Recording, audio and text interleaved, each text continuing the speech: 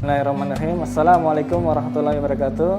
Alhamdulillahirrabbilalamin. Wa bihi nasta'in ala umuri din. Wassalatu wassalamu ala asrofil anbiya'i wal mursalin wa ala alihi washabbihi ajmain. Amma ba'du. Alhamdulillah, di kesempatan berbahagia ini kita bersyukur insyaallah dalam waktu dekat kita akan memasuki bulan Ramadan, bulan yang mulia, yang penuh dengan ampunan, rahmat dan maghfirah buat kita semua.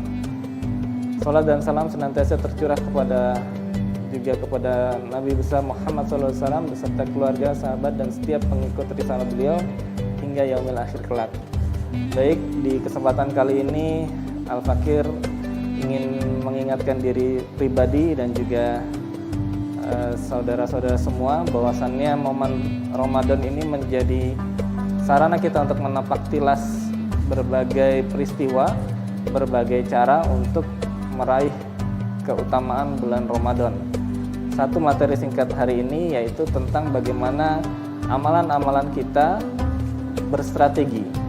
Dari banyak amalan yang kita lakukan, terkadang kita tidak mempunyai spesialisasi di mana secara tujuan hidup, maka kita harus memperbesar peluang di mana kita bisa masuk surga Allah dengan sarana yang sudah diajarkan dalam Al-Quran dan Al-Hadis. Dan di kesempatan kali ini pula saya ingin berbagi tentang salah satu amalan yang memang akan kita masuki dan bagaimana itu menjadi pintu masuk kita ke surga. Yaitu di hadis dijelaskan bahwasanya pintu surga itu ada 8. Ada 4 yang disebutkan secara fix, secara mutawatir, artinya semua bermaksud sama, yaitu pertama pintu sholat. Jadi orang-orang yang gemar sholat, yang rajin sholat akan dipanggil surga memasuki melalui pintu sholat. Lalu yang kedua ada pintu bagi orang-orang yang berjihad, pintu jihad. Lalu bagi orang-orang yang berpuasa akan dipanggil melalui pintu ar-royan.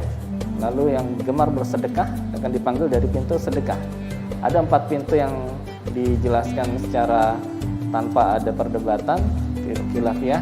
4 pintu lainnya ada sedikit perbedaan. Nah, dari yang 4 pintu tadi yang di bulan Ramadan ini bisa kita fokuskan yaitu pintu melalui puasa.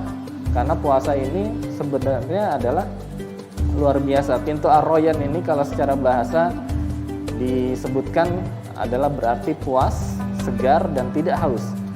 Jadi sangat menggambarkan bagaimana seorang yang berpuasa berjuang.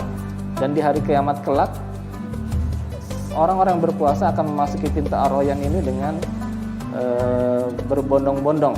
Pintu ar-royan ini akan memanggil kepada diri-diri yang berpuasa. Mereka akan berdiri dan memasukinya, dan setelah orang terakhir yang berpuasa maka pintu itu akan tertutup dan tidak ada yang memasukinya lagi setelahnya.